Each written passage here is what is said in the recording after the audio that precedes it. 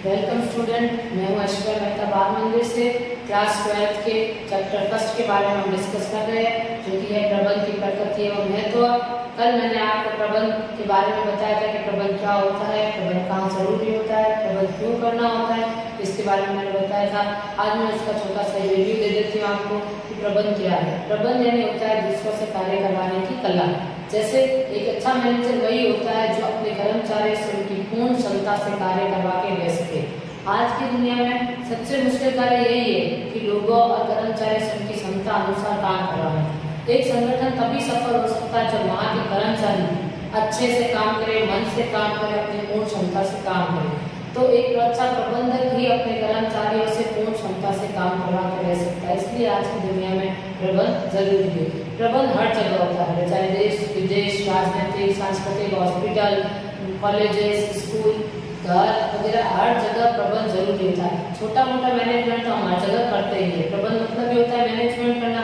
एक अच्छा होटल में भी एक अच्छा मैनेजर होता है, वो पूरे होटल को हैंडल करके रखता है। जैसे हम देखते हैं कि मैनेजर कुछ नहीं करता, हमें ऐसा लगता है जैसे मैनेजर सब खड़ा है, कुछ कार्य नहीं कर रहा है, लेकिन देखा जाए तो वो सब कार्य करता है, वो सबके ऊपर नजर रखता है, सबको कार्य देता है, यही उसका काम होता है। और और ये देखना कि किसने कितना काम किया, नहीं किया, कौन कितनी क्षमता से कार्य कर रहा है, ये सब देखने का कार्य भी एक प्रबंधक का होता है। और जो इस कार्य को सबसे अच्छे तरीके से कर सकता है, उसका ही संगठन सबसे सफल होता है। तो आज हम पढ़ रहे हैं प्रबंध की विशेषताओं के बारे में। तो आज प्रबंध की विशेषताओं के पॉइंट्स मैंने कल ही आपको बोर्ड पे लिखकर बताए थे। आज उन पॉइंट्स को मैं आपको विस्तार से बताने वाली हूँ। तो पहला पॉइंट है उद्देश्यपूर्ण प्रक्रिया। उद्देश्यपूर्ण प्रक्रिया, इसमें ये कहा गया है कि एक संगठन, कोई ना कोई संगठन अपने उद्देश्य को प्राप्त करने के लिए ही स्थापित होता है। बिना उद्देश्य के लिए तो संगठन स्थापित होता ही नहीं है। इसलिए एक प्रबंध के पास उसके पास सबसे पहले एक उद्देश्य होना चाहिए। बिना लक्ष्य के, बिना उद्देश्य के हम आगे नहीं बढ़ सकते। एक प्रबंधक के पास अगर कोई उद्देश्य ही नहीं है, अगर कोई लक्ष्य ही नहीं है, तो वो आगे नहीं बढ़ सकता। उसको पता ही नहीं होगा कि इसको करना क्या है, तो किस चीज का प्रबंध करेगा, किस चीज को वो मैनेज करेगा। इसलिए सबसे जरूरी ये है कि उसको पहले लक्ष्य दिया जाए, उसको एक उद्देश्य दिया जाए, तभी एक प्रबंधक अपने आगे की प्लानिंग, नियोजन या संगठन या नियुक्तिकरण कर पाएगा। तो सबसे पहले, इसलिए इसका पहला पॉइंट है उद्देश्यपूर्ण प्रक्रिया। ये सबसे बड़ी विशेषता है प्रबंध की कि प्रबंध के पास उद्देश्य होना चाहिए। बिना उद्देश्य के प्रबंध कार्य नहीं कर पाएगा, इसलिए ये उद्देश्यपूर्ण प्रक्रिया है। अब हम पढ़ेंगे दूसरा पॉइंट इसका।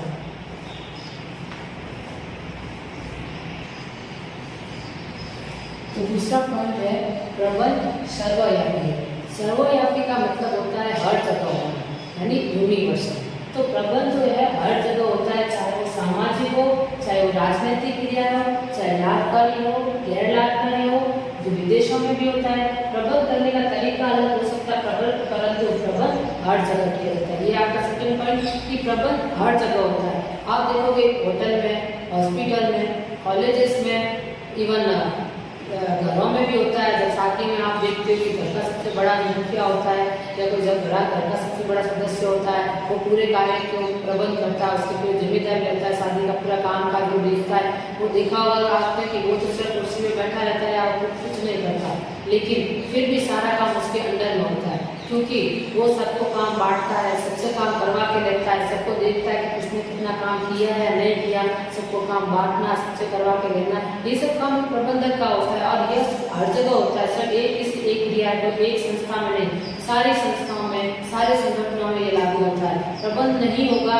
अगर किसी व्यवसाय में, किसी संगठन में अगर प्रबंध नहीं है, तो वो संगठन कभी सफल नहीं हो पाएगा। क्योंकि बिना काम को मैनेज किए अगर आप काम करते हो तो आप सफल नहीं हो सकते। आप अपनी पढ़ाई को ही देख लो, अगर आप पढ़ाई को भी अगर आप एक सही तरीके से ना करो, मैनेज करके ना करो, तब आप पढ़ाई में भी पूरी कंप्लीट कोर्स नहीं हो पाता, आपका पूरा सिलेबस नहीं हो पाता है। सबसे पहले आप अगर सिलेबस को मैनेज कर लो, कौन सा पार्ट पहले पढ़ना है, कौन सा पार्ट बाद में पढ़ना है, किस समय पढ़ना है, कितने समय में पढ़ना है, ये आप पहले मैनेज कर ले तो आपका सिलेबस सही टाइम पर पूरा हो जाता है। इसलिए प्रबंध सर्वव्यापी है, किसी देश के किसी एक कोने में नहीं है, वो पूरे विश्व में हर जगह प्रबंध लागू होता है। प्रबंध करने के शायद तरीके अलग अलग हो सकते हैं, क्योंकि तरीके से अलग होते हैं, हर जगह सांस्कृतिक या उसके कल्चर, उनका रहन सहन सब अलग होता है, लेकिन फिर भी रहन सहन भले तरीका भले अलग होगा, लेकिन प्रबंध की वहाँ जरूरत उतनी होती होती है जितनी एक देश में हो या एक देश में हो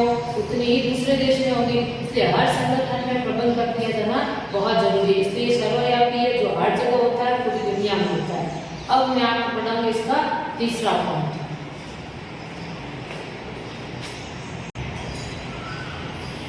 तीसरा पॉइंट है प्रबंध बहुआयामी। बहुआयामी का यहाँ पे मतलब है इसके अनेक स्तर होते हैं। बहुआयामी का मतलब ये होता है अनेक स्तर या अनेक पक्ष। प्रबंध के अनेक स्तर होते हैं, वो बहुत सारे स्तरों पर पाया जाता है। अब यहाँ पे मुख्य 3 स्तर बताए गए हैं। जो पहला है कार्य का प्रबंध, दूसरा है लोगों का प्रबंध और तीसरा है परिचालन का प्रबंध। कार्य के प्रबंध में क्या कहना चाहता है? कार्य के प्रबंध में कहना चाहता है कि एक संगठन किसी न किसी कार्य को करने के लिए ही स्थापित होते हैं। बिना किसी कार्य को करने के लिए कोई संगठन स्थापित नहीं होता। उनका कुछ उद्देश्य होता है, उसके लिए स्थापित होते हैं और उसमें कुछ न कुछ कार्य करते हैं। जैसे कपड़ा व्यापारी है तो कपड़ा बनाने और बेचने के लिए स्थापित होता है। एक हॉस्पिटल है तो वो पेशेंट एडमिट करने के लिए, पेशेंट की देखभाल करने के लिए स्थापित होता है। तो इसी तरह स्कूल है तो स्कूल में बच्चों को पढ़ाने के लिए स्थापित किया जाता है। तो कोई ना कोई संगठन किसी न किसी काम कार्य के लिए ही स्थापित होता है। इसलिए इन सारे कार्यों का प्रबंध करना बहुत जरूरी है। एक प्रबंधक इन सारे कार्यों का प्रबंध करके रखता है। जैसे हॉस्पिटल है, उसमें किसी को इलाज के लिए पेशेंट आया है तो उसके इलाज करना, उसकी देखभाल करना, पूरे काम देखना, नियोजन करना, वहाँ पे स्टाफ की नियुक्तिकरण करना, नर्सों को रखना, ये सारा काम प्रबंध में आता है। तो एक जहाँ पे एक सफल प्रबंध होगा वहीं एक संगठन सफल हो पाएगा। तो सारे कार्य का प्रबंध करना जरूरी है। यहाँ लिखा प्रबंध सारे कार्य को उद्देश्य को प्राप्त करने की दिशा की ओर ले जाता है। यानी प्रबंध जो है एक संगठन के सारे कार्य को इकट्ठा करके एक उस उद्देश्य की ओर ले जाता है, उस दिशा की ओर ले जाता है जहाँ पर संगठन के उद्देश्य को प्राप्त आसानी से किया जा सके। सारे कार्य को एक दिशा की ओर ले जाना ही एक प्रबंधक, एक अच्छे प्रबंधक का कार्य काम होता है। अब दूसरा है लोगों का प्रबंध। संगठन बिना लोगों के नहीं चल सकता। कोई भी संगठन स्थापित हुआ है, अगर उसमें कर्मचारी नहीं है तो संगठन चल नहीं पाएगा। तो संगठन में बहुत सारे कर्मचारी लगे हुए होते हैं और बहुत सारे लोगों कर्मचारी की नियुक्ति होती है। तो उन सारे कर्मचारियों से अपना काम करवा के रहना, पूर्ण क्षमता से कार्य करवा के रहना आज की दुनिया की सबसे बड़ी चुनौती बन चुकी है। आजकल लोग ज्यादा आलसी होते हैं, वो कार्य करना नहीं चाहते। तो अब एक अच्छा प्रबंधक वही होता है जो उन लोगों से अपना कार्य करवा के ले सके, उनसे उनकी क्षमता पूर्वक कार्य करवा के ले सके। इसके लिए प्रबंधक जो है कर्मचारी को अलग अलग तरह के लालच दे सकता है, जैसे बोनस दे, जैसे प्रमोशन दे सकता है। इस तरह से उनको लालच देकर उनको अपनी खुशी से काम करे और पूर्ण क्षमता से काम करे। इसलिए एक अच्छा प्रबंधक जो होता है कर्मचारियों का प्रबंध करता है। और इसलिए लोगों का प्रबंध में लिखा हुआ है कि मानव संसाधन अर्थात लोग किसी भी संगठन की सबसे बड़ी संपत्ति होते हैं। मतलब मानव संसाधन कर्मचारी होते हैं वो सबसे बड़ी संपत्ति होती है। एक संगठन के पास कितना भी पैसा हो लेकिन अच्छे कर्मचारी नहीं है तो वो कभी भी सफल नहीं हो पाएगा। अच्छे कर्मचारियों की वजह से ही एक संगठन सफल हो पाता है। बिना कर्मचारी के संगठन नहीं चल सकता। उनसे उनकी क्षमता पूर्वक कार्य करवा के रहना दुनिया की सबसे बड़ी चुनौती हो चुकी है। इनका प्रबंध करना जरूरी है।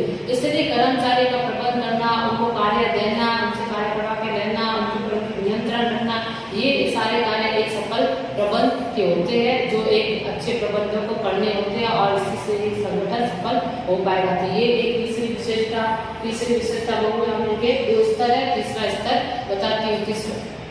अगला है तीसरा स्तर।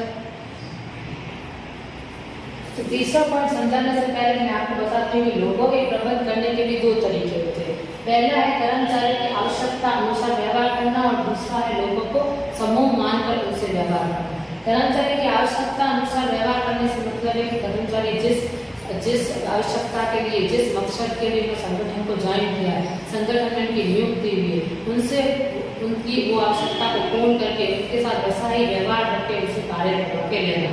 हर किसी की अलग अलग आवश्यकता होती है। निम्न स्तर वालों के लिए उनके लिए वेतन ही अधिक से वेतन ही होती है कि उन्हें अधिक से अधिक वेतन मिले। क्योंकि उच्च स्तरीय वाले चाहते हैं कि उन्हें सम्मान और इज्जत मिले, बड़ी पोस्ट मिले। तो जैसी आवश्यकता उनकी है उनके साथ वैसा व्यवहार करके उनकी पूर्ण क्षमता से कार्य करवा के लेना। जबकि दूसरा पॉइंट है लोगों को समूह मानकर उनसे कार्य करवा कर लेना। यानी जो सारे कर्मचारी है, जो सारे लोग संगठन में है, उन सबको एक ग्रुप माने और ग्रुप के हिसाब से उनके साथ व्यवहार करे और उनसे कार्य करवा के ले।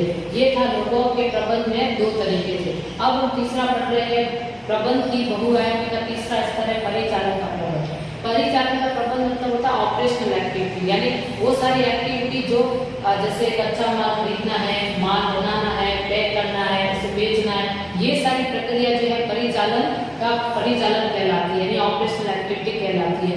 एक संगठन यही सारी प्रक्रिया करके सफल होता है, वो ये सारी प्रक्रिया करके लाभ कमा सकता है। तो इन सारी प्रक्रियाओं का भी प्रबंध होना बहुत जरूरी है। मान लो कि उन्होंने कच्चा माल समय पर नहीं खरीदा या महंगे दामों में खरीदा, तो महंगे दामों में ही चीज बेचेंगे और महंगे दामों में बेचने की वजह से शायद कस्टमर ना खरीदे और उसकी वजह से संगठन को नुकसान हो सकता है।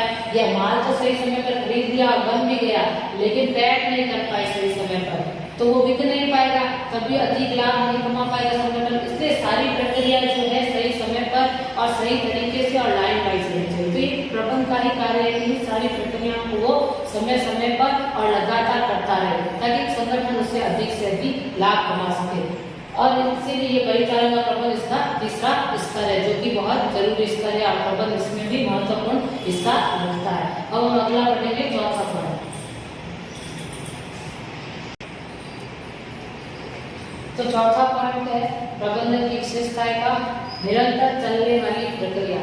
प्रबंध एक निरंतर चलने वाली प्रक्रिया, यानी लगातार चलने वाली प्रक्रिया। एक संगठन जैसे शुरू हुआ, उसका स्टार्टअप हुआ और उसने हमने नियोजन कर लिया, प्लानिंग कर ली, ऑर्गेनाइजिंग कर लिया, संगठन कर लिया, फिर लोगों की नियुक्ति कर ली, उनको काम समझा दिया और फिर उनके ऊपर कंट्रोलिंग कर लिया, यानी नियंत्रण कर लिया, फिर खत्म, तो ऐसा नहीं हो सकता। ये प्रबंध जो है लगातार चलता रहता है। हमने लोगों को काम दे दिया तो उसके बाद देखेंगे उन्होंने काम किया कि नहीं किया। अगर काम नहीं किया उन्होंने या नहीं कर पाए तो क्यों नहीं कर पाए, हम उसकी वजह ढूंढते, फिर वापस उसका नियोजन करते कि अलग ढंग से योजना बनाते ताकि लोग और अच्छे से कार्य कर सके, लोगों पर ध्यान दिया जाता है और नए लोगों की नियुक्ति होती है और लोगों को काम बांटा जाता है, लोगों को समझाया जाता है। तो ये लगातार चलने वाली प्रक्रिया है। सारी जो प्रक्रियाएं होती है वो साथ साथ चलती है, प्रबंधन के द्वारा साथ साथ प्रक्रियाएं चलाई जाती है ताकि सारे कार्य एक साथ हो सके और लगातार हो सके। यह कभी भी संगठन के चलते समय या संगठन चल रहा है और उसमें प्रबंधन खत्म नहीं होता। जब तक संगठन चल रहा है तब तक प्रबंध भी चलता रहेगा और बीच में कभी खत्म नहीं होगा। ये लगातार चलने वाली प्रक्रिया है, हम बीच में इसको खत्म नहीं कर सकते। जैसे एक स्कूल है तो मैनेजमेंट ऐसा नहीं कि जब स्कूल एडमिशन ओपन के टाइम में सिर्फ मैनेजमेंट करे और लास्ट एंड में मैनेजमेंट ना करे। आप भी देखते हो आपके स्कूल में शुरू से एंड तक एग्जाम जब तक खत्म नहीं होते तब तक पूरा एक अच्छे ढंग का मैनेजमेंट किया जाता है ताकि बच्चों का अच्छे से अच्छा रिजल्ट आए। एक होटल में भी ऐसा होता है, जब तक होटल चल रहा है तब तक उसमें सारा अच्छे से मैनेजमेंट किया जाता है। स्कूल के होटल की ओपनिंग से लेकर उसके चलते रहने तक सारी क्रियाएं मैनेजर देखता रहता है कि कितने कर्मचारी है, कितनों ने काम किया, क्या काम करना है, नए गेस्ट कैसे आएंगे, उनको कैसे आप उनका कैसे वेलकम करोगे, क्या कमी रहेगी हमारे उनको वेलकम करने में या उनके देखभाल में क्या कमी रहेगी उसमें सुधार करते हैं, फिर वापस योजना बनाते हैं, दूसरे लोगों की नियुक्ति करते हैं। तो इस तरह से ये लगातार चलने वाली प्रक्रिया जो कि खत्म नहीं होती। इसलिए इसकी विशेषता है निरंतर चलने वाली प्रक्रिया, प्रबंधन की विशेषता है क्योंकि ये निरंतर चलता रहता है, ये खत्म नहीं होता। अब अगला पॉइंट है सामूहिक क्रिया, जो कि सामूहिक क्रिया इसलिए कहा गया है कि कोई भी संगठन किसी एक कर्मचारी से या एक मैनेजर से नहीं चलता। प्रबंधक कौन होता है? एक मैनेजर। तो क्या एक मैनेजर से पूरा का पूरा संगठन चलेगा? नहीं। एक संगठन में बहुत सारे लोग होते हैं, सब समूह सब मिलकर कार्य करते हैं। यहाँ पे लिखा हुआ है संगठन में बहुत सारे लोग होते हैं, सभी लोग कर्मचारी मिलजुल कर एक टीम की तरह कार्य करते हैं। आप भी जानते हो किसी भी संगठन में आपने देखा हुआ 10 से 20 लोग होते हैं या 50 से 100 लोग होते हैं, सब मिलजुल कर कार्य करते हैं। अगर सब अपना अपना कार्य करें, अपनी अपनी दिशाओं की तरफ कार्य करें तो संगठन का उद्देश्य कभी हासिल नहीं कर पाएंगे। तो एक प्रबंधक जो होता है वो सबको एक टीम बनाता है, सब कर्मचारियों की एक टीम बनाकर उनसे कार्य करवा के लेता है, उन्हें टीम की तरह कार्य समझाता है, उन्हें ये समझाता है कि वो एक ग्रुप है, एक टीम है। उन्हें जो संगठन के उद्देश्य है, बिजनेस के उद्देश्य की कैसे प्राप्ति होगी ये उन्हें समझाता है समूह के तौर पर और उनसे कहता है कि आप टीम की तरह कार्य करो ताकि एक संगठन सफल हो सके। तो एक प्रबंधक भी एक तरह की सामूहिक क्रिया है, सब लोगों को एक साथ समझाना, सब लोगों के एक साथ कार्य करवा के लेना, सबको मिलजुल कर रखना, ये प्रबंधक का की जिम्मेदारी होती है। यहाँ पे लिखा है ताकि संगठन के उद्देश्य की प्राप्ति हो सके, प्रबंधक सबके प्रयत्नों को समान दिशा की ओर ले जाता है। संगठन किसी न किसी वजह से नहीं चलता, किसी एक की वजह से नहीं जाता और समूह के प्रयासों की वजह वजह से चलता है, इसलिए प्रबंध एक सामूहिक क्रिया है। यानी संगठन किसी एक की वजह से, किसी एक कर्मचारी की वजह से नहीं चलता, वो अनेक कर्मचारी के प्रयास की वजह से चलता है। तो सबको एक पूरी सामूहिक क्रिया हो जाती है। तो प्रबंधन का भी फर्ज है कि वो सबको साथ लेके चले और समूह मानकर उनसे कार्य करवा के ले और उनकी आवश्यकताओं को भी पूरा करे। तो ये था एक इसका 5वां पॉइंट प्रबंधन की एक तरह की सामूहिक क्रिया है।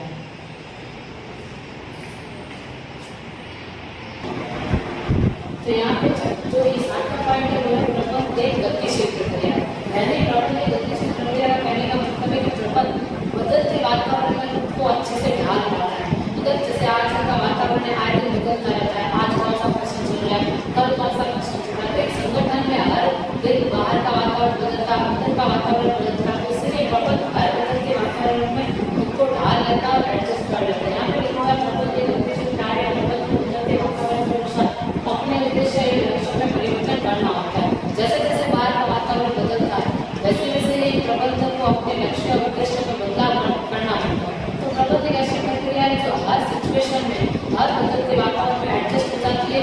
जैसे भी बाहर का वातावरण बदलता है, वैसे एक प्रबंधक अपने प्रबंध का तरीका बदलकर अपने लक्ष्य में थोड़ा परिवर्तन लाकर बाहर के वातावरण के हिसाब से कार्य करने लगता है। इसलिए प्रबंध एक गतिशील प्रक्रिया कहलाती है। क्योंकि जो प्रबंध है वो बाहर का वातावरण जो बदलता है, तो इसके हिसाब से जो ढाल भी रहता है और उसके हिसाब से अपने लक्ष्य में परिवर्तन भी कर लेता है। इसलिए प्रबंध एक गतिशील प्रक्रिया है। आपका पॉइंट प्रबंध एक अमूर्त शक्ति। अमूर्त शक्ति का मतलब होता है जो दिखाई देता है। तो प्रबंध में जैसे वो दिखाई नहीं देगा, आप देखोगे कहीं पे भी जाओ प्रबंध हो रहा है, लेकिन आप उसको देख नहीं सकते, आप उसको छू नहीं सकते, लेकिन आप उसको अनुभव कर सकते हो। जब एक संगठन सफलतापूर्वक अपने उद्देश्य की प्राप्ति करता है, तो मतलब होता है कि वहाँ का प्रबंध सबसे अच्छा है। अगर कोई संगठन है सफलतापूर्वक अपना कार्य नहीं कर पाया, उद्देश्य की प्राप्ति नहीं कर पाया, तो इसका मतलब ये है कि वहाँ का प्रबंध अच्छा नहीं है, सही से नहीं किया। तो जब एक संगठन या व्यवसाय सफलतापूर्वक अपने लक्ष्य की प्राप्ति कर लेता है, तो वहाँ पे हमें एक अच्छे सफल प्रबंध की अनुभूति होती है। जबकि अगर कोई लक्ष्य को प्राप्त नहीं कर पाता है, तो हमें लगता है कि यहाँ का प्रबंध, यहाँ का मूवमेंट बिल्कुल भी अच्छा नहीं है। इसलिए प्रबंध एक अमूर्त शक्ति कहलाती है, दिखाई नहीं देती लेकिन इसे अनुभव किया जा सकता है। आज हमने पढ़ा है आपको प्रबंध की विशेषता के 8 पॉइंट। कल मैं आपको बताऊंगी प्रबंध के उद्देश्य के पॉइंट, जो कि हम कल डिस्कस करेंगे।